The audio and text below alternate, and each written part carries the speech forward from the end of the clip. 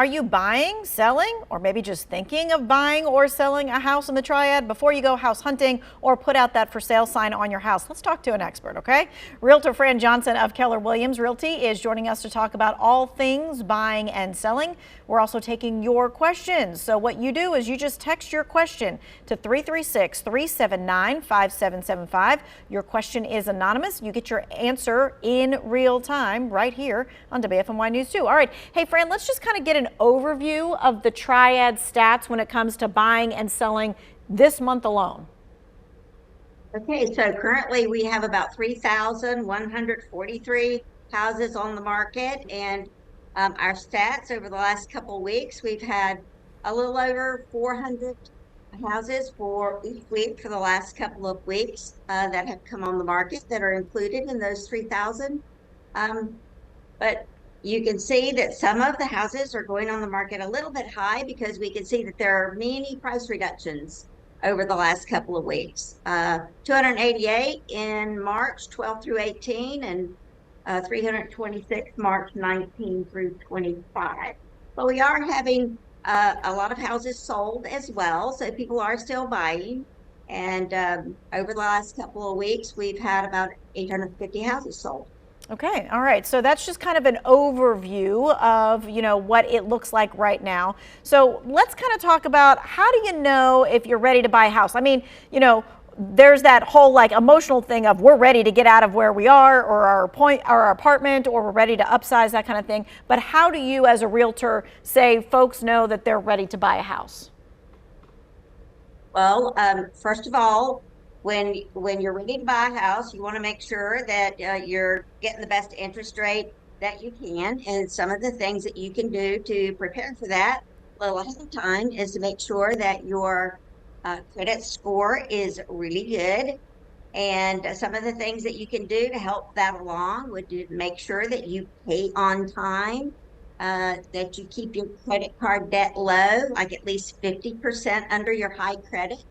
No judgments or collections. Make sure they're all paid off if there are any. Don't make any credit inquiries. They ding your credit score and send it down. And sometimes no credit at all affects your credit score negatively.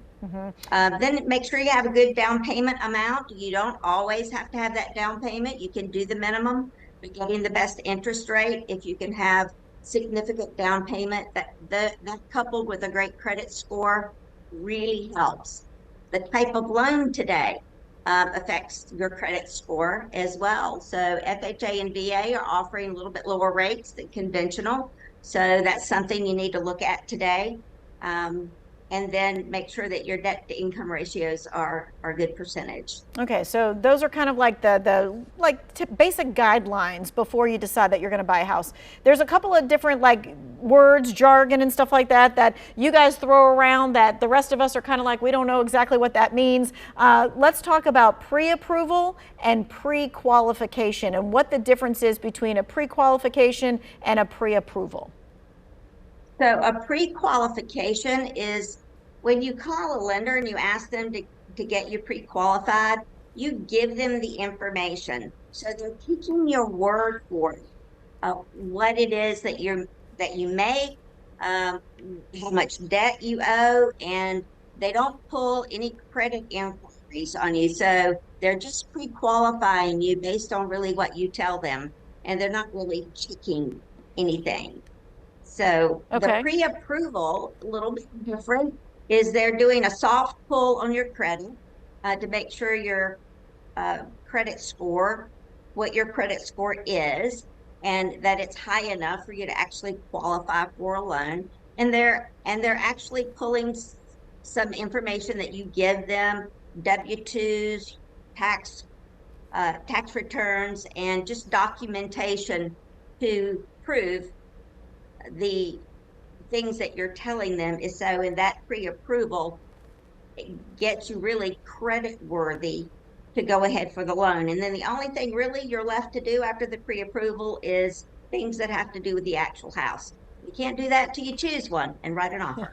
Okay, with getting a pre-approval, is it good to have the pre-approval? Does that make you seem more serious if you're putting an offer in on a house than maybe somebody else? A pre-approval is stronger than a pre-qualification. Yes, ma'am. Okay, so like if So you're bidding against a couple of other people and you're pre-approved, you might have a little bit of a leg up. that's correct. Okay. All right. Let's talk about this. You recently did a thing about did you know fact about down payments and interest rates?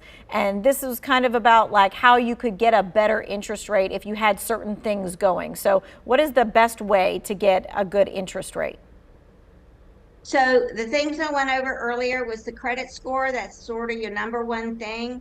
So if we can have that credit score up in the 700s, even up to 800, that's a really good credit score. And if you couple that with a 20% or more down payment, when you put those together, that should give you the best interest rate that you can get. And the more down payment you put, uh, maybe the better score interest rate you could get. Okay. All right. So when we come back from the break, we're going to be taking your questions. I'm already seeing a bunch on my phone. And we're going to talk about what about if you're on the other side? Like, how do you prepare if you think you want to sell your house? What's the list of to-dos that you need to do before you put it on the market? We'll talk about that when we come back.